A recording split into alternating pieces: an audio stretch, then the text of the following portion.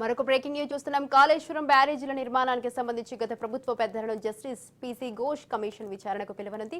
ఇద్దరి కీలక నేతలను ఈ నెలాఖరున లేదా డిసెంబర్ తొలి వారంలో విచారించే అవకాశాలున్నాయి. ఈ నెల 21న హైదరాబాద్ రానున్న జస్టిస్ ఘోష్ వచ్చే నెల 5 వరకు ఇక్కడే ఉంటున్నారు. ఇక మాజీ సీఎస్లు ఎస్కే జోషి, సోమేష్ కుమార్, మాజీ ప్రధాన కార్యదర్శి రజత్ కుమార్, సీఎంఓ మాజీ ఓఎస్డీ, కాళేశ్వరం ప్రాజెక్టు నిర్మాణాన్ని పరిశీలించిన స్మితా సబర్వాల్, ఆర్థిక శాఖ ప్రత్యేక ప్రధాన కార్యదర్శి రామకృష్ణరావును తొలుత కమిషన్ క్రాస్ ఎగ్జామినేషన్ చేయనున్నది.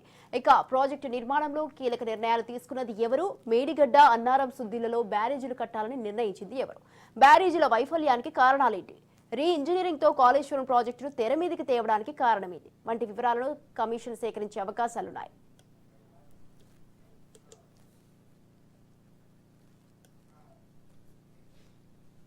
రైట్, ఈ విషయంపై మరింత సమాచారాన్ని మా ప్రతినిధి రాజు ఫోన్ లైన్ లో ఉన్నారు. రాజు, చెప్పండి, ఈ కాళేశ్వరం బ్యారేజీల నిర్మాణానికి సంబంధించి అయితే గత ప్రభుత్వ పెద్దలను జస్టిస్ పీసీ ఘోష్ కమిషన్ అయితే విచారణకు పిలువనుంది. దీనికి సంబంధించి మీ దగ్గర ఉన్న అప్డేట్స్ ఏంటి?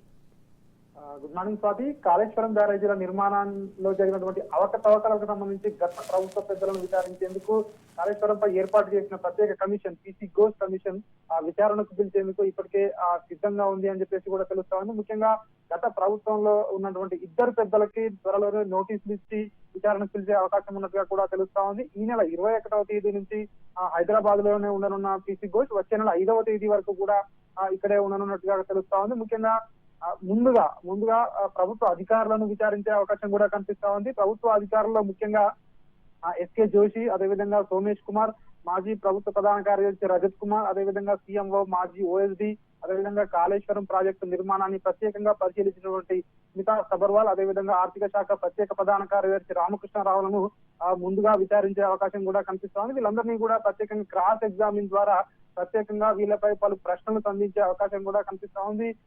ఇక్కడ నిర్మాణానికి సంబంధించి ఇక్కడ దీనికి డిజైన్లకు సంబంధించి ఫైనల్ చేసింది ఎవరు, అదేవిధంగా ఇక్కడ ప్రాజెక్ట్ సంబంధించి అంచనా వ్యయం వేసింది ఎవరు, వీటన్నిటిని కూడా ప్రశ్నలు అయితే వీళ్ళపై కమిషన్ అయితే సంధించే అవకాశం కూడా కనిపిస్తా ఉంది. అదేవిధంగా ప్రాజెక్టు నిర్మాణంలో కీలక నిర్ణయాలు ఎవరు తీసుకున్నారో, ముఖ్యంగా మేడిగడ్డ, అన్నారం, సుంతిళ్లలో బ్యారేజీలు ఏర్పాటు చేయాలి, కట్టాలని చెప్పేసి నిర్ణయం తీసుకున్నది ఎవరు అని చెప్పేసి కూడా వీళ్ళందరినీ కమిషన్ ప్రశ్నించే అవకాశం కూడా కనిపిస్తా ఉంది. బ్యారేజీల వైఫల్యానికి గల కారణాలు ఏంటి, ఈ ఇంజనీరింగ్ తో కాళేశ్వరం ప్రాజెక్టు తెర మీదకి తేవడానికి గల కారణాలు ఏమిటి అనేటువంటివి కూడా ప్రశ్నల ద్వారా సమాధానాలు రాబట్టే అవకాశం కూడా మనకు కనిపిస్తా ఉంది. అదేవిధంగా ఈ వివరాలను కమిషన్ అన్నింటినీ కూడా సేకరించే అవకాశం కూడా కనిపిస్తోంది. ఈ అధికారులందరినీ కూడా విచారించిన తర్వాత ముఖ్యంగా అప్పటి ప్రభుత్వ పెద్దలైనటువంటి కేసీఆర్, హరీష్ రావులకు కూడా కమిషన్ సమన్లు పంపి విచారిస్తుందని చెప్పేసి కూడా ఇప్పటికే వార్తలు అయితే వినిపిస్తా ఉన్నాయి. అయితే కేసీఆర్ విచారణకు హాజరవుతారా, లేక గతంలో జస్టిస్ ఎల్ నరసింహారెడ్డి కమిషన్ కు లేఖ రాసినట్టుగానే జస్టిస్ పీసీ ఘోష్ కూడా ప్రస్తుతం కూడా ఒకవేళ నోటీసులు ఇస్తే లేఖ రాస్తారా కేసీఆర్ అనేది మాత్రం ఒక చర్చనీయాంశంగా అయితే మారింది Swathi. Right, thank you Raju, thanks for the details.